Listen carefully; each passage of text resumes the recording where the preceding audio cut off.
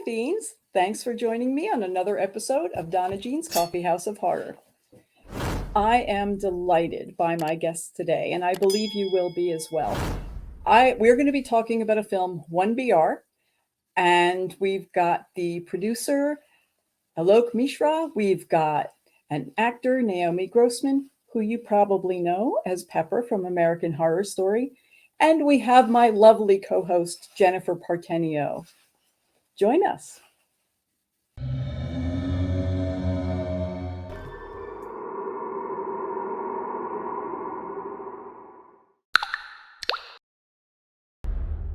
What are you doing? Run! Run! Help! I need help!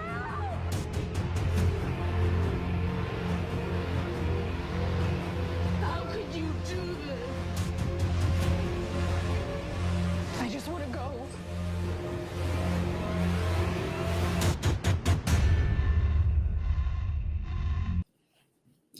Hello, hello. Hello. Hey. Deja vu a little bit all over again. Thank you so much for joining us. Thanks for having us. Going to talk about 1BR. Now you can see 1BR on Netflix, Shudder, Sling, Apple TV, Amazon Prime, and now it's becoming available on the AVOD channels. Can you talk a little bit about that? Sure. It's actually leaving Netflix at the end of the month. It will also be switching from Prime to Freevee, and it's going to remain on Shudder as well. It's going to be debut January 1st on a bunch of different what they call AVOD platforms, which are ad supported video on demand. Stuff like Tubi, like I said, Freevee, Peacock, Vudu, Pluto TV, Roku TV, Plex, and Zumo, I think, is the last one. It's playing all over the world on Prime in the UK and in Australia, and it's on Shudder in Australia as well.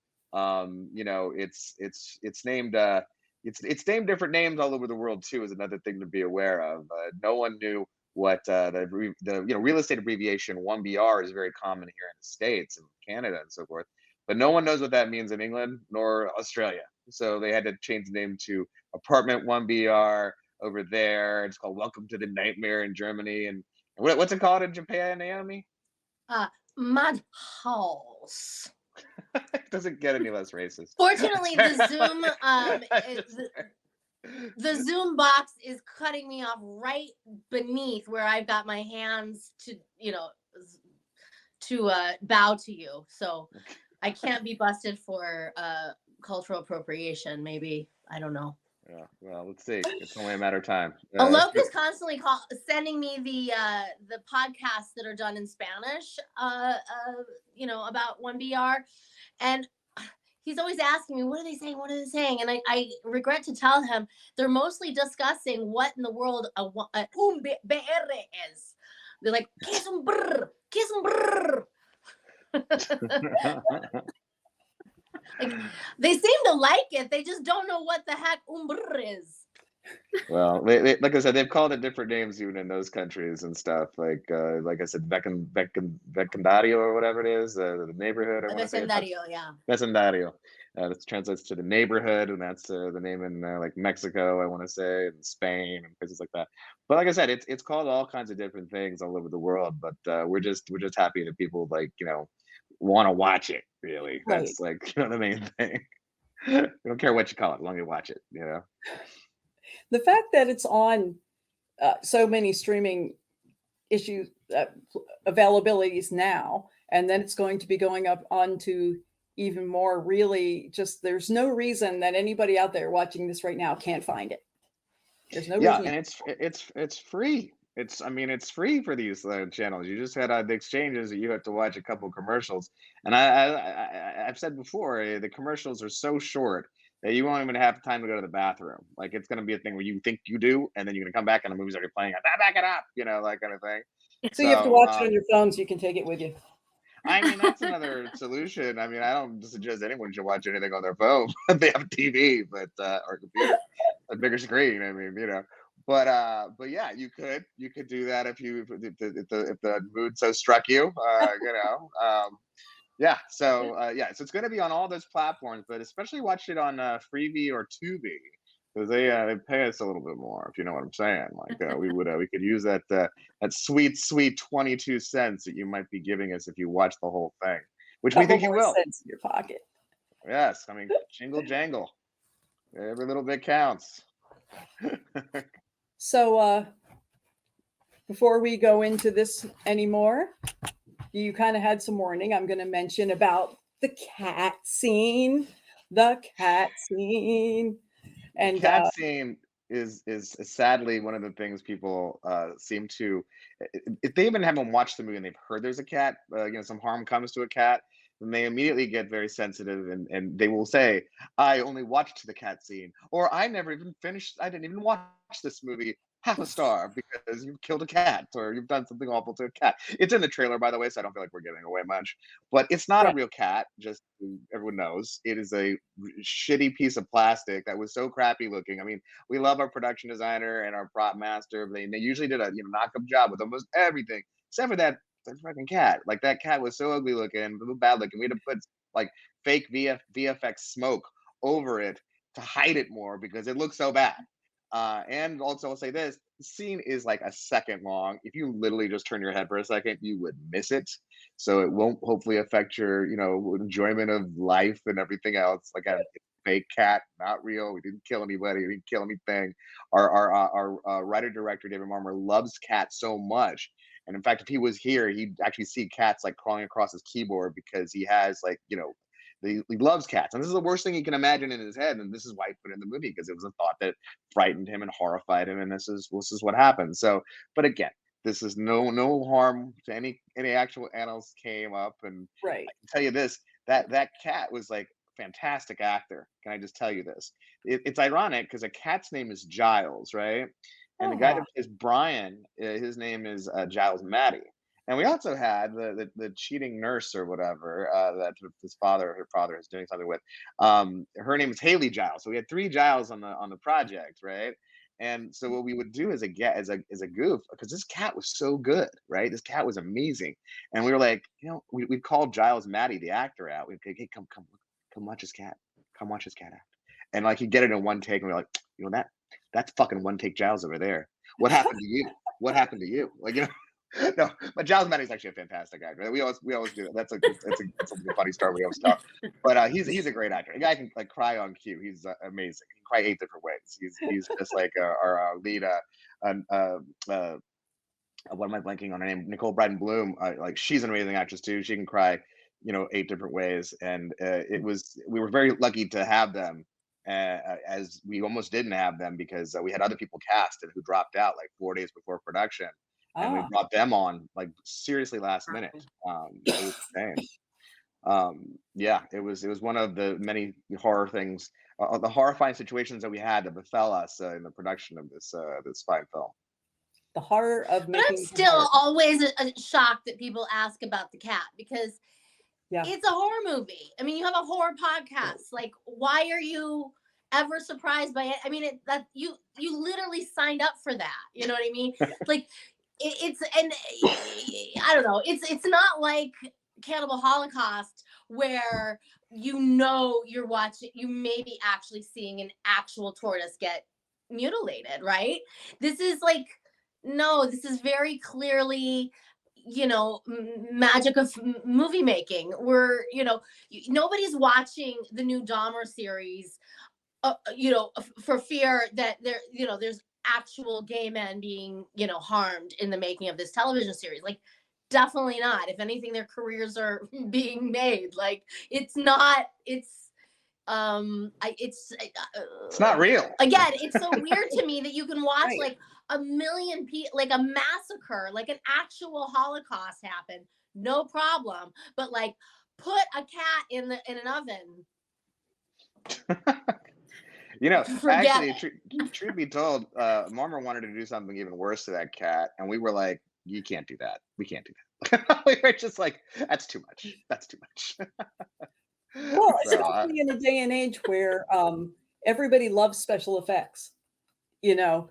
yeah. So really, the fact that something is done that terrifies, and I did mention to you before, the first time I watched it, and Jen didn't warn me about the cat, I had to turn it off and walk around for a minute because it so impacted me, which means it was done so well. So really, it's like the fact that it terrifies me, yes, but it was done well. It got the point across. You were trying to do this. And that's, I think, where, yeah, the animal thing and children thing crosses the line. Like, it's special effects. It's not real. It's okay. Well, so Alok, maybe that was money well spent.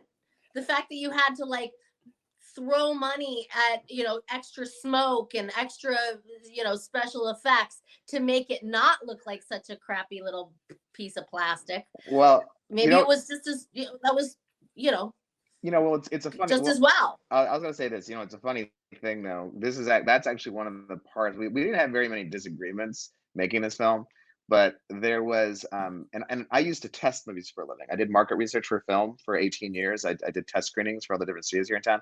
So we tested the movie, right? And I was literally going to die on this hill had it not been for the test audience, because I wanted to see more of the cat. Frankly, I wanted to see the cat like pop out of the oven and its eye explode and all this good stuff. And everyone else was like, no, this is not a good idea. And I'm like, well, look, I'm going to put like $5,000 and do the VFX to see that happen. And I'll pay it out of my own pocket. I don't give a shit. And then the test audience was like, don't do that, dude. And I was like, I guess I'm outvoted. You got to listen to the people. And in fact, they were like, we need to see less of the cat, even less than you have right now at this test screening. And I was like, are you serious? But here's the funny thing. The people who were the hardcore horror fans wanted to see actually more of that. They wanted to see the cat, but like 75% of the other people didn't want to see it. And the reason really was, and when you think about it, this isn't a hardcore horror movie. I mean, this is a psychological thriller with elements of horror, right? And so at the end of the day, I had to actually listen to that audience and be like, all right, I'm a moron. I just can't. I really wanted it very badly, but I'm like, not right. I'm just not right in that situation. So thankfully took it out. Yep. Rosemary's Baby meets like the Stepford Wives kind of thing. They're definitely like, we've been compared to a lot of the Polanski films for like his apartment sort of trilogy and stuff like that. So it's definitely has those elements. I know Rosemary's Baby is Naomi's. It's how well we know each other. It's her favorite, one of her favorite horror movies of all time, actually, as well. But yeah, it definitely has gotten those comparisons and stuff for sure. But listen, we had to all the neighbors, and how kind the neighbors were, and you kind of knew there was something weird behind that, but you didn't know what. Oh, yeah. Yeah, well, we've all lived. So the funny thing is, living in Los Angeles, like Naomi lives here and I live here too. We've all lived in that apartment before, like with the gray stucco walls. It like has like a pool in the middle. People, it's kind of like Melrose Place or whatever. And no one is ever that nice to you in those places. In fact, you're just like, No. Did that guy just say hi to me? Like, that's weird. What are they up to? Yeah, I mean, what's actually funny is that in this movie came out during COVID, and Naomi lives in a place where the people realized that she was in the movie like during COVID. Like they see her by the pool or something, and they were like, "She gonna kill us tonight?" Like, yeah, this is a funny. It's a funny movie to be recognized for, but especially by your neighbors. Yeah. I thought that was funny. Now, let me ask you, it is obvious, being involved with a conversation with you two, that you've known each other for a long time. You seem to know each other so well. How and when and where did you meet? Do you want to tell that, Naomi? Yeah. So one of Alok's best friends growing up, in the suburb of LA, became one of my best friends in college. So when I moved out to LA, I basically didn't have any friends, didn't know anyone. other than, her friends, because, like I said, she was originally from here. So I, kind of adopted that little friend group. And it's funny now. I feel like I know Alok's child, high school friends closer than my own high school friends. Like I couldn't tell you what they're doing today, but I do know all about Alok's high school, clique. But yeah, so that's how we became friends. Like it's been almost going on 30 years now, which is shocking, but it's funny. We would play drunken Trivial Pursuit, and Alok would invariably always beat me, not because he knows any more trivia, mind you. He just has this awesome jacked up way of speaking in which he can read a question. You may know the answer to this question, and he will read it and so crazy that you're like, what did you just say? Like, what just happened? Anyway, this is a really great skill when playing Trivial Pursuit, but maybe not so much if you're trying to read lines for your actor in an audition situation, which happened to me. Because we are so close, Alok called me very early on in the process and asked me, what do you think of the script? He just really wanted my opinion, like as a friend. And I read it and I thought it was great. And I told him, I'm in, put me in, coach. Cut to maybe 5-6 months later, I get called for an audition. And I'm like, okay, I said put me in, not like let me audition me to put me in. But anyway, I do realize now in a retrospect that was he really, it was a chance for me to meet David Marmor, really, and vice versa, because mostly the people that audition you don't take you for drinks after. That's true. But I didn't know going in that I had the part at all. Like it was definitely not clear to me or my agents. But in the actual audition room, Alok was who's my reader, Alok, and he's doing that same thing. How he won Trivial Pursuit, I don't know how many nights in a row, like reading in such a way that I'm like, is that my cue?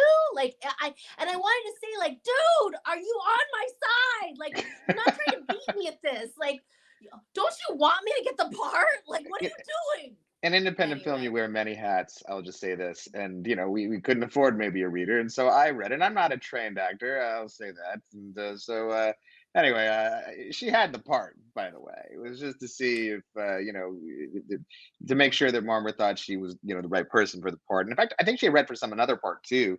That was the other reason we brought her in, and we definitely wanted to see if she could be this other part too. So that was the other thing. But she had the part. She had. Well, listen, it paid off putting me in because I was, as you alluded to earlier, one of the only actors who didn't drop out.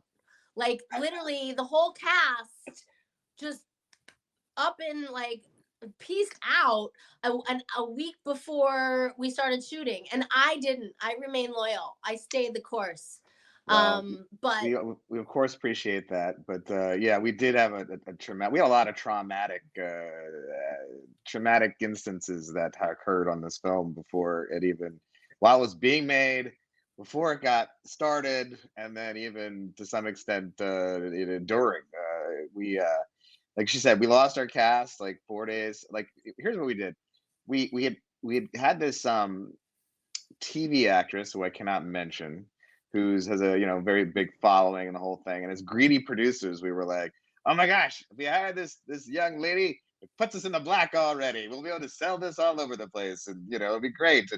And so she actually, this is another piece of advice: you don't want to hire your lead actress's friend or boyfriend, allegedly. I don't know what he is to her, but this dude worked on a CW vampire show, some shitty show I'll never watch, right? And I was like, well, if it's good enough for the CW, he'll be good enough for us. And again, it makes the young lady happy, and it puts us in the black. So we're greedy, money grubbing producers. So unfortunately, she decides to drop out, and then in turn he drops out too. And then, we're sitting actually in a Gelson's. This is a fancy supermarket. And what had happened is that, like I said, you wear many hats as your independent producer. I had gone to this stupid market across town to get this feminine energy drink, which this young lady required in her writer. Well, we had talked to the company who makes said drink into sending us some for free, and they sent us like a whole like truckload, literally like a pallet full of like energy drink. But it wasn't getting there until 2 days of production. So I was like, I need to get some of this energy drink. So I'm in there trying to get this energy drink, and all of a sudden we get a call from Hermit. And I'm literally buying the drink, and I'm like, talking to the manager of the store. And I'm like, can you go in the back and find out if there's any more? Because I feel like we need one more case of this. And he's like, I don't think there is, but I'll go check. So he goes and checks, and meanwhile we get a call from her agent or manager and tells us she's out. And I'm just like, I'm gonna throw up. Like I may have allegedly mortgaged and already paid off house to make this movie, right? So I'm like freaking out. Also, the manager comes back and he's like, "Oh, I found another case," and I'm like, "We don't need it." So you have a truck coming and 2 cases. Yeah, I never drank. So the truck came and we told them, look, we were going to put the thing in the movie or whatever. And we're like, look, this girl dropped out. We're not putting the thing in the movie. Do you want us to send it back or what? And I'm like, just keep it. But even still, I could not bring myself to drink even one drop of that feminine energy drink because of the stink of that young lady who had betrayed us and tried to sink our production by just her own whatever. But so we immediately after hearing the news in the Skelsons go to the bar next door to get lunch because we're just trying to figure out what to do now. And beer never hurts. Well, we're sitting there in the bar, we get another call. And it's from the lady who was originally supposed to play Miss Stanhope. And what we've heard now is that her husband has collapsed, rushed to the hospital, and he's dead. So now she's out too. So we lost all 3 people in one day. This is a Monday, and we're starting to shoot the movie on a Thursday. So we backed the movie up to the following Monday to buy us some time. We should just start trying to recast. Now, Nicole Bryden Bloom was always David Marmer's first choice. In fact, we had to like literally corner him and put a gun to his head and be like, "Look, this other girl gets us more money immediately," And but he immediately went back to her. We all went back to her and asked her, begged her, whatever. She's in New York actually, so she had to get on a plane and get out here. And as soon as we could get her out here was by like the Friday, I want to say. And essentially, we're sitting there Friday morning. Still missing the Brian character and the Miss Stanhope character. And I've requested from all my friends, oh, please send me reels to any older lady actresses that are, maybe up to doing this. And I got Susan Davis's reel, and there was a number at the end of it. I watched the reel, thought she was great. There's a number at the end of it. I call the number because I'm thinking it's her agent or her manager, but it's not. It's her. And I'm like, this is highly inappropriate, but I'm just going to pitch you the movie and I'm going to pitch you us and you can just see. And so by the time I finished, she was like, yeah, I've never been in a cult movie before. And by 11:30, that was 9:30 in the morning. By 11:30, we'd signed her. So that's good. Now we're sitting there waiting for the Brian guy, trying to cast Brian. And, we have offers out to whoever. It's like 6:30 at night, 7 o'clock almost at night. We're at Barney's Beanery. You can see a pattern here. Pulling our hair out because we don't have the last person, and of course drinking. And so we finally get a call from Giles Maddie's agent who says he's in, and we were like, oh my god, like what happened? Why didn't we hear till now? It's like 7 o'clock. Things shut down at least by 7:30 in this town, right? So we were sweating, and we found out that Giles actually was like driving down from San Francisco, had to pull over to the side of the road, and then he read the movie like on his phone. Just like, and he just read his part. He didn't even read like the whole thing, which I've been told from Naomi, it's very common. In fact, she told me like, oh yeah, I just read my part sometimes because I want to make sure it's not a snuff film or a porno. And I'm like, okay, fair enough. That makes sense. So that's what happened. And by the end of that conversation, we were like, holy shit, we're making a movie. I think if everyone shows up on Monday, and they did. And poor Nicole Bryden Bloom got 3 whole hours of rehearsal for this movie with David Marmer. That was it. And she just came in there and pulled it off like a rock star. I mean, all of them were amazing actors, frankly. They were all just superb. So we were very lucky that they came on board, and that mix actually made the whole thing sort of work in an interesting way. And of course, Naomi never she never wavered. She was there throughout the entire thing. And also Taylor Nichols our illustrious cult leader, Jerry, always there from the beginning and stayed and stuck around even when the adversity, came upon us. Now, Alok, you have said that as a producer in an indie film, and it's one of the things I want to talk about in a little bit about how really indie films, this is kind of its time. But you talked about how a producer does everything. So how many of those roles did you have to fit in? How many different hats did you put on and play actor? Well, I mean, look, I'm sadly actually in the movie. We'd have situations where they'd be like, "Hey, there's not enough people. You get in there," and they'd be like, "Why are you wearing a shirt with a logo?" And I'm like, "Because I'm a producer and I want to sit at Video Village and I shouldn't have to be in the movie." Like, and they're like, "Well, here's a black T-shirt. Put this on. Get in the game." And so, like Naomi likes to say, like, she likes to play a drinking game where she sees how many times I pop up in the movie and then you drink. Oh, I would never play this game because I would die of alcohol poisoning by the end of it. But other people with a little higher tolerance, I highly recommend pour yourself a very like weak, I don't know, Zima or something, right? Seagrams, because you're still going to be drunk by the end.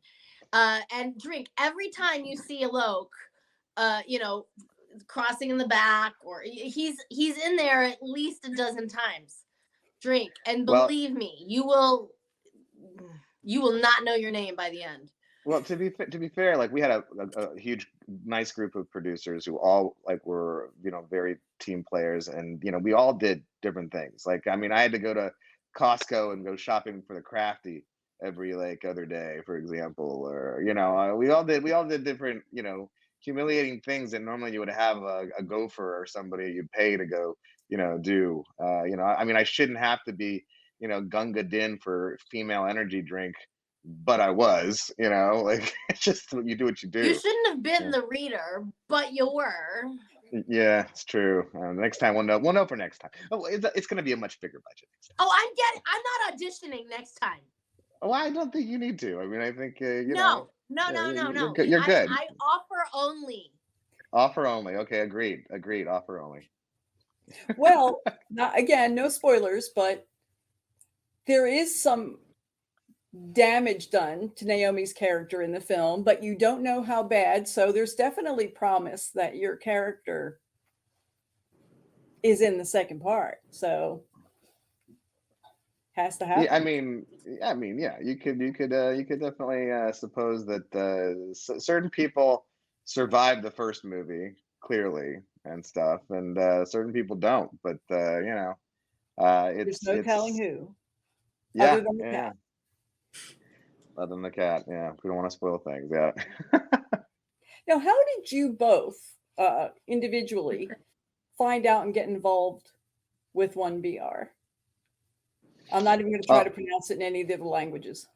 Well, David Marmer's writer-manager is friends with my wife from high school. They went to high school together. So we had one of these douchebags. From when you were a kid. What is this? I know. My wife from high school. What does that mean, Alok? What's that? You said my wife from high school? No. I said my wife. Sorry, my wife is high school friends with Allard Cantor, who is David Marmer's manager. The way he talks, sometimes you're like, wait, what does that even mean? Sorry. No. So Allard Cantor is David Marmer's manager, and he is one of my wife's good friends from high school. And we had one of those douchebag lunches where you just talk about yourself and what you're working on. And I said, well, we're trying to do elevated horror movies. He's like, oh, I'll send 2 scripts your way. And I did not read these scripts for 6 months. I did not. I had another project I was kind of like full steam ahead with, and that thing fell apart. And then immediately I looked around like, what do I got to replace it with now? So I started reading scripts like crazy, and those were one of the 2 was 1BR. The other movie actually was Tragedy Girls. If you've ever seen that movie, it's a terrific film. Tyler McIntyre directed that, but great film. Anyway, so I had a meeting with David, and we read the script, thought the script was great, and had a meeting with David. I thought he was great. I have a producing partner, Shane Borster, and we decided this was going to be our first movie. And we were trying to raise money for it. And of course, when you're a first-time producer, having a first-time writer director as well for his first film, it's tough to find money, frankly. But we decided to kind of put our money where our mouth was, believe in ourselves, and we put the money in ourselves. We put all the money in ourselves, and also David put in money too as well, to bet on himself and stuff, and just as much as any of us, he put that money in. So we bet on ourselves, and thankfully it all turned out okay.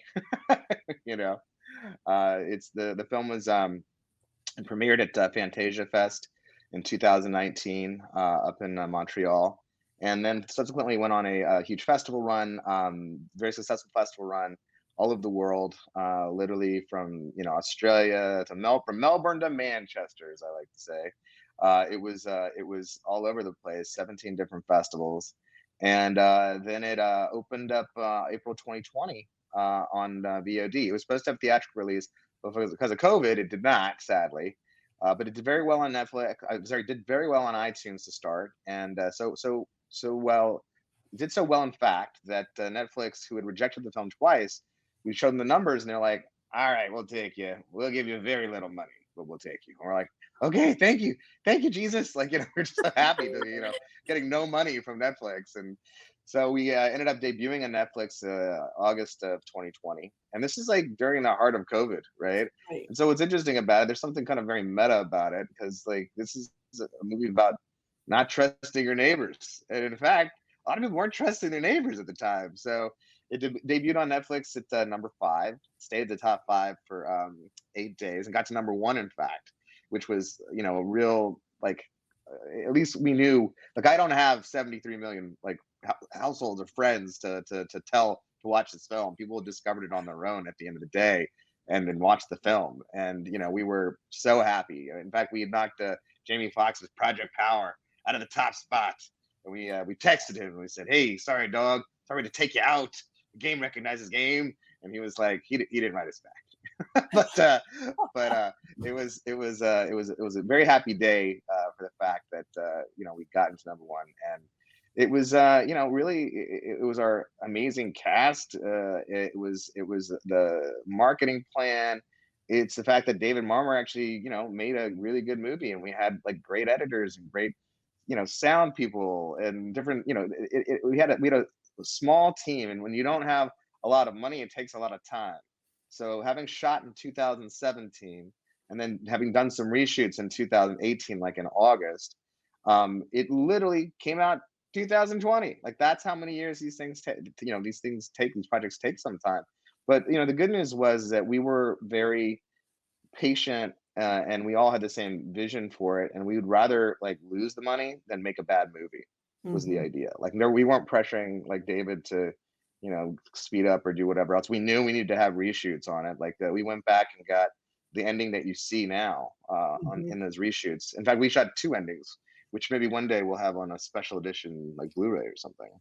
Yeah, so we did that. We got everything we needed, and sadly, it was right there during the time that Naomi Grossman was nominated for an Emmy, and that's the only time that week was the week we had to shoot. Like, that week where she should be like going to gifting suites and getting trips to Barbados and everything else, we forced her to come back and revisit her role in our shitty little movie, and I've still never been to Barbados.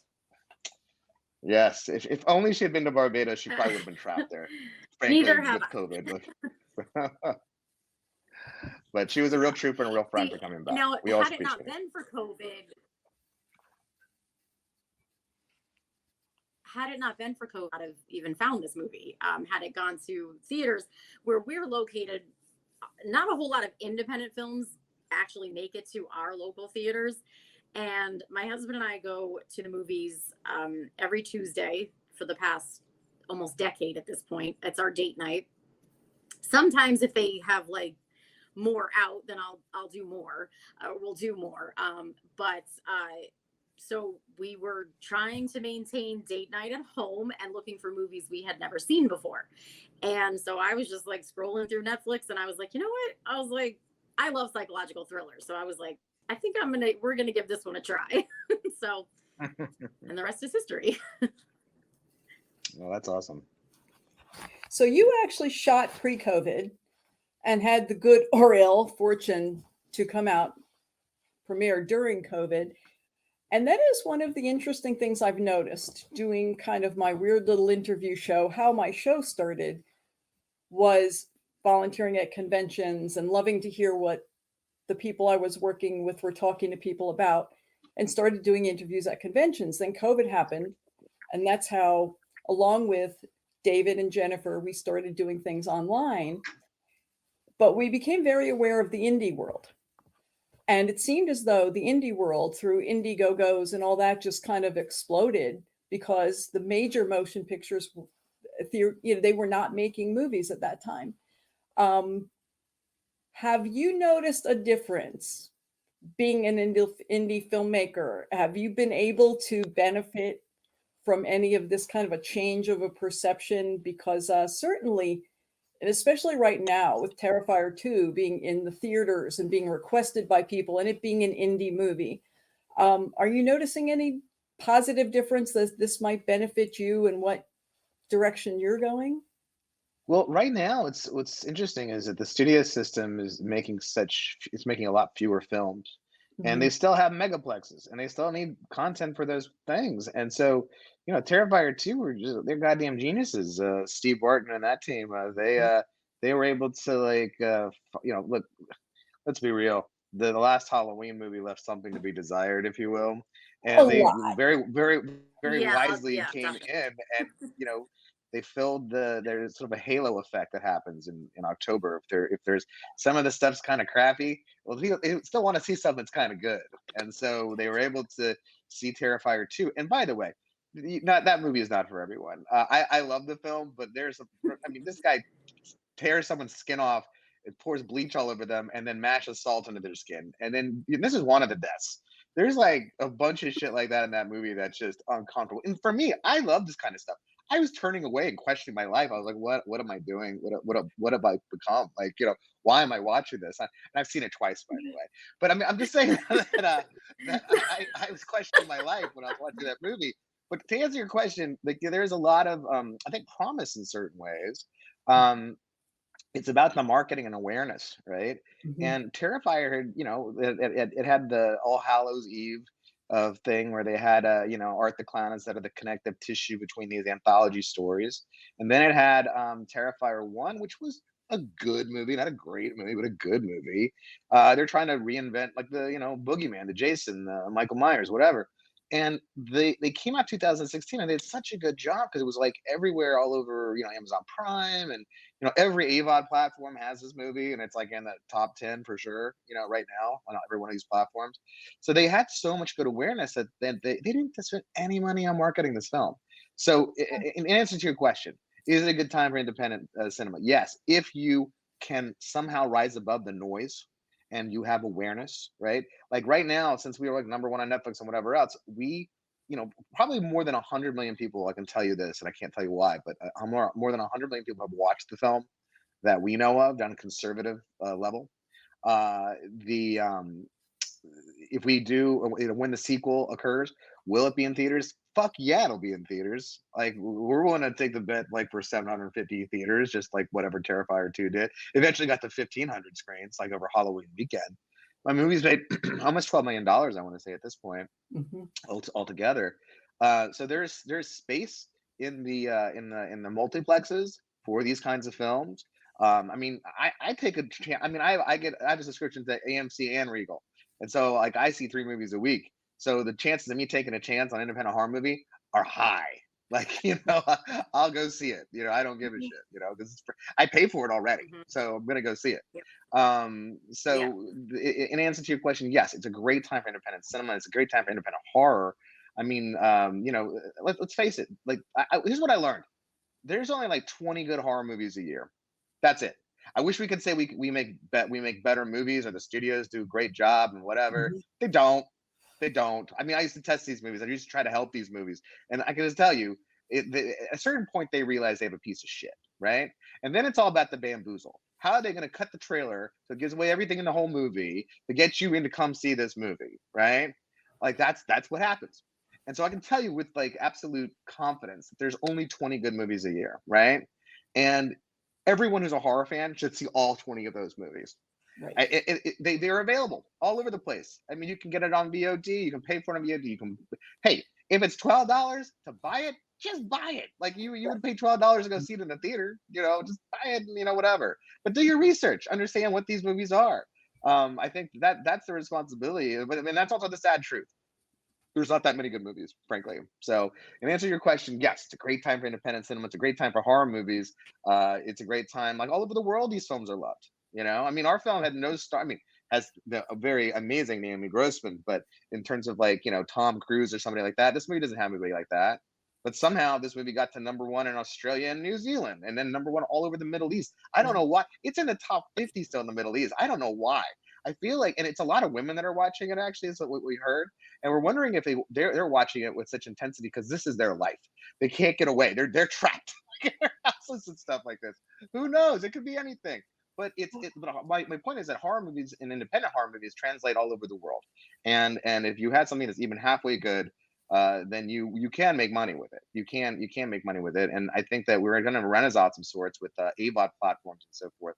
That you can actually make some good money. If people watch the whole movie all the way through, people are making 15 to 22 cents per view. So it's like, all right, let's make some money. Let's make some Well, I've more watched independent it films. twice so far. So, I But we think don't that get is, we don't get paid anything from Netflix besides their paltry licensing fee they gave us, and they're like, oh, we'll pay you for a year, but we're not going to pay you up front. We'll pay you every quarter. What's this? Like you're a it's multi-billion-dollar interesting. corporation. It's like, yeah. I have a friend that can watch. I myself can't generally watch things that are a certain kind of real violence. I can watch demons and ghosts and monsters do things to people, but I have difficulty with things that are very real. And I have a friend that can watch all these things, that are just, watch Terrifier 2 with all, every moment. Whereas I did shut my eyes for a lot of that, but I told them that I did. But I had this friend that told me he started watching 1BR, and he said, I couldn't watch it. I can't watch where people are emasculating other people like that. And here's this friend of mine that can watch such horror.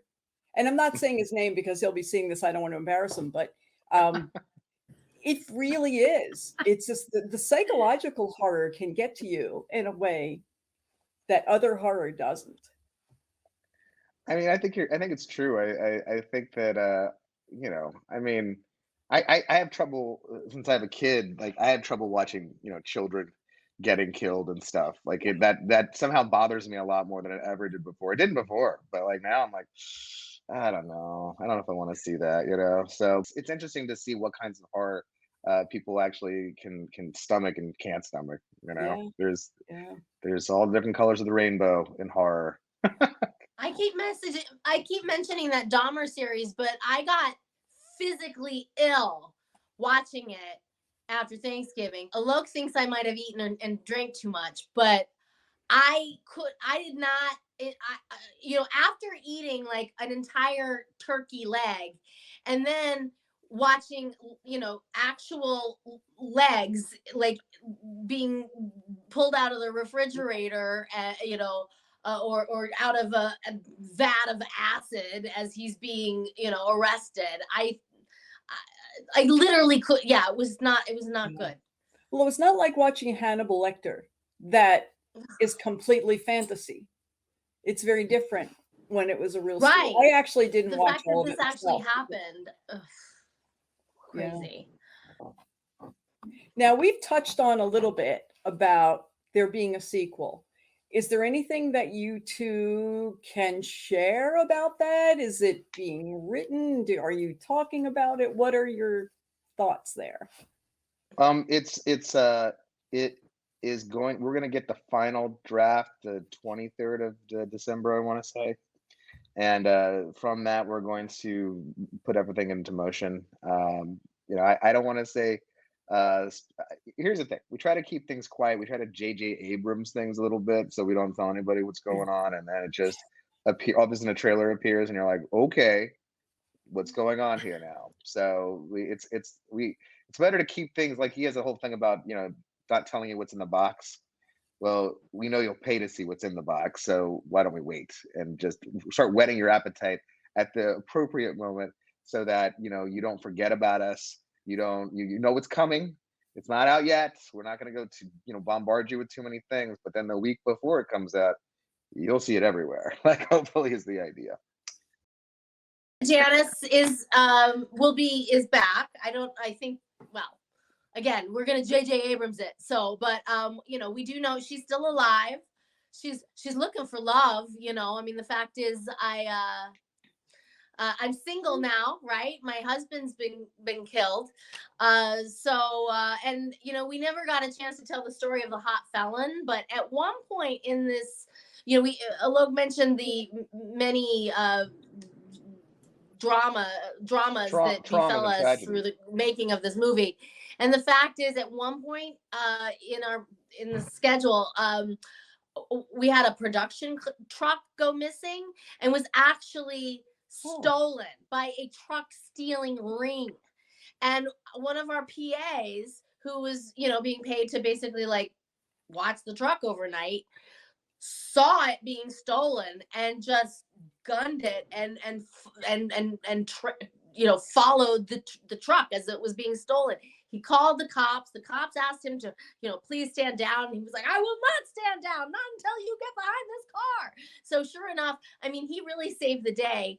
The truck was, they found it. It was, the guy was actually apprehended. As he got out of the vehicle, let me tell you, because I know, because I've seen the footage, it belongs on like an episode of Cops, but, the most good-looking felon I have ever laid eyes on. Like, they could have cast, a young Brad Pitt in this part. I'm telling you. The point is that Alok has not seen Restitution, but it is owed to him. And we've talked about how we can do some kind of workaround. This felon apparently, he was new to this truck stealing ring. And he's he needs to work it off somehow. So as far as I'm concerned, Janice needs a little love interest. Why not let him work it off with me on screen, even off screen. We could I could probably use some rehearsal. Yeah, well, the thing of it is that this guy has not paid us restitution. It's actually this thing all we're talking about is actually on the Blu-ray. If you buy it, you'll see the footage and you'll see the hot felon. So this is a reason to buy the U.S. Canadian Blu-ray. It's on there, so you can see that there if you like. Also, if you get the Blu-ray, you can see the hot felon. Do you also get the versions that have Naomi interpreting them in different languages? Sadly, no. There's no dubbed version with Naomi doing all the parts, as we had mentioned, which would be very funny, I think. She does speak fluent Spanish and Portuguese, so I think for the next time around, we'll just while she's on set, we'll just have her doing all the lines, while we're doing that, while we're making the movie. We'll kill two birds with one stone.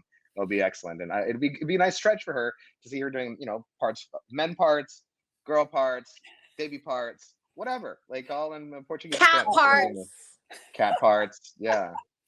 Meow, pero no. Cats is actually one of my favorite movies. Well, there we are. It's one of the worst movies out there, but it's one of my favorites. So yeah, I'm ready. Put me in, coach. All right. Just don't make me audition.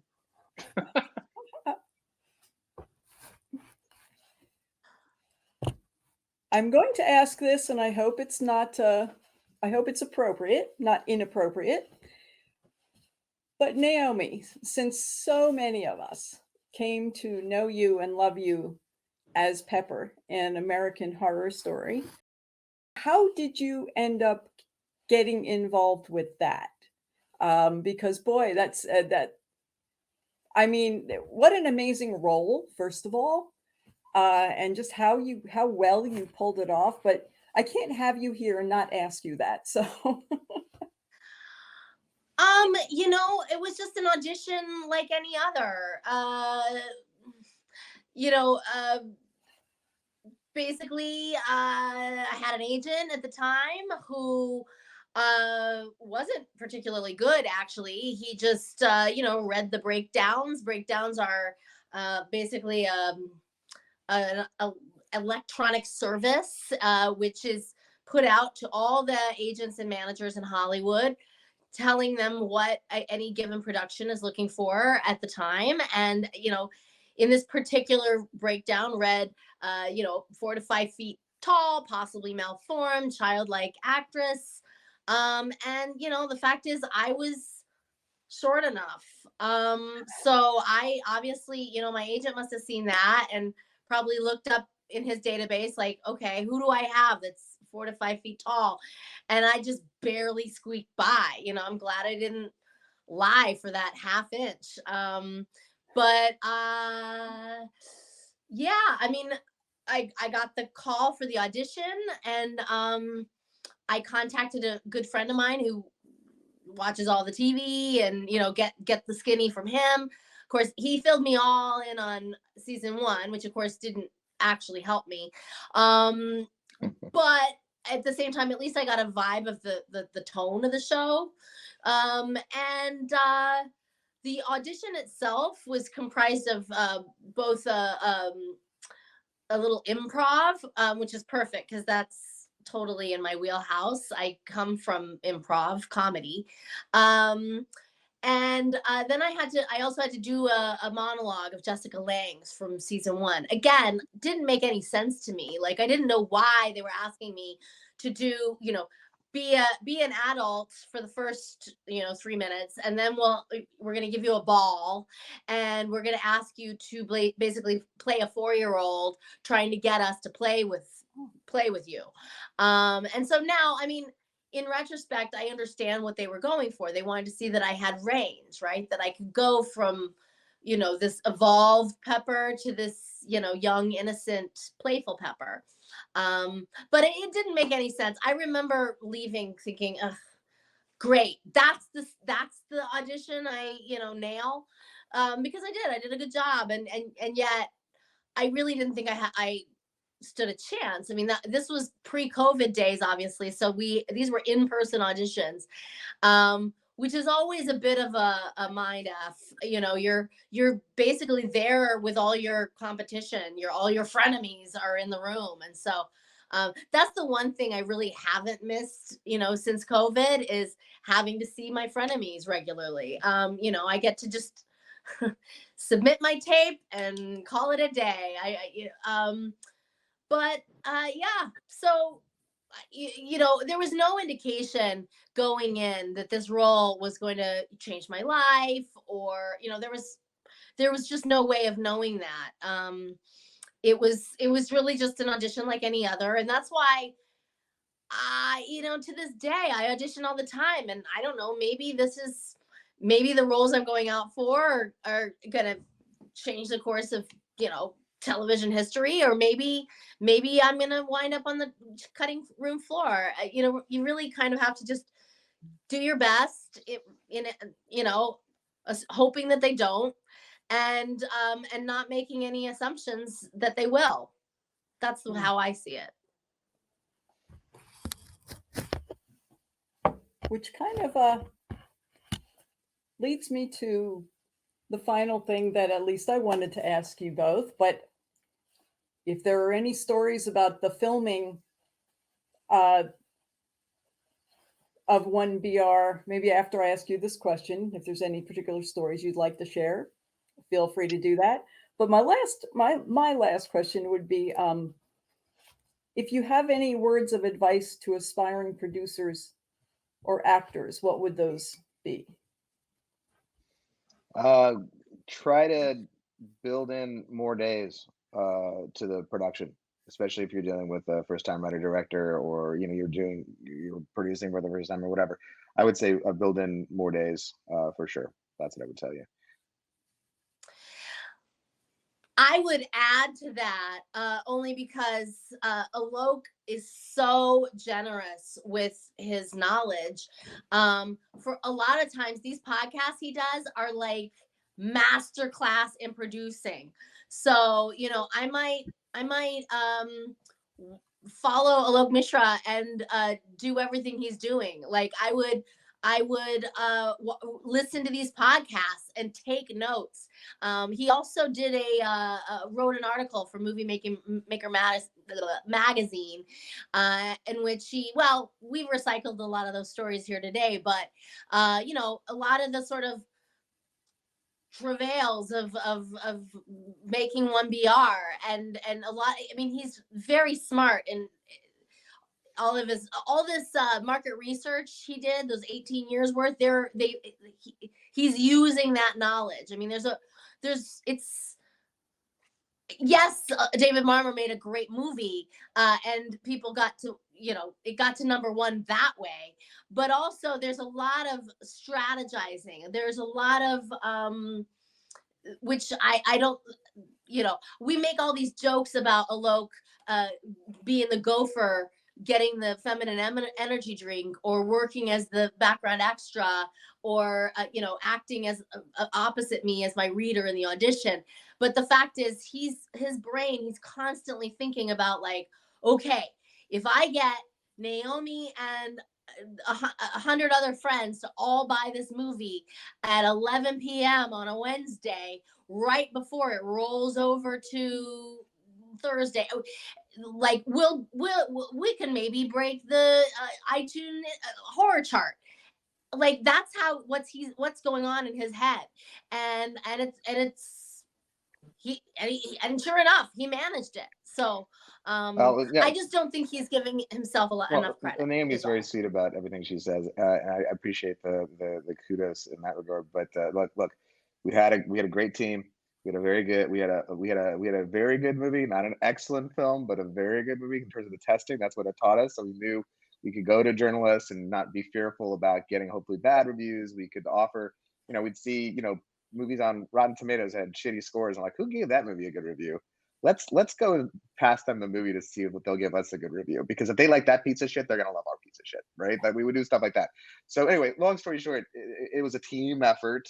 We have great actors. We have great friends who come on these podcasts like 2 years later to talk about this movie, to do a press push in front of our AVOD release. Watch it on Tubi or Freevee, or buy the Blu-ray if you want to see the hot felon. But yeah, we had a great team, and look, it was so much fun, and we can't wait to make the sequel. And it's gonna be awesome. So stay tuned for that, is what I would tell you. But you're also right, though, that none of that matters if you don't make a good movie. So at the end of the day, and it actually is a nice segue into, my answer, how to go about getting into acting. People are so concerned with getting the right headshot, getting the right manager, getting the right, getting that blue check mark, or being on the right carpet, or guess what? If you don't actually have a body of work that is impressive, or something you can be proud of, like, who cares? None of that matters. So I think aspiring actors need to concern themselves with just learning how to act first, like, and second, and then third too, and then all that other stuff will come. Like, eventually you will do enough good work that you'll get hired, and then the publicity team behind, whatever show you got hired for will get you that blue check mark. They'll put you on that carpet. That, like, those things come. But I feel like sometimes, especially like this, younger generation, they're going about it the wrong way. They're looking at the end first, and they really need to concern themselves with, like, the journey to that end. And the most important part of that journey is the love behind it all at the end of the day. Because again, I feel like people, they don't want to do the work, but guess what? It's not work if you love it. So I feel like if people would just,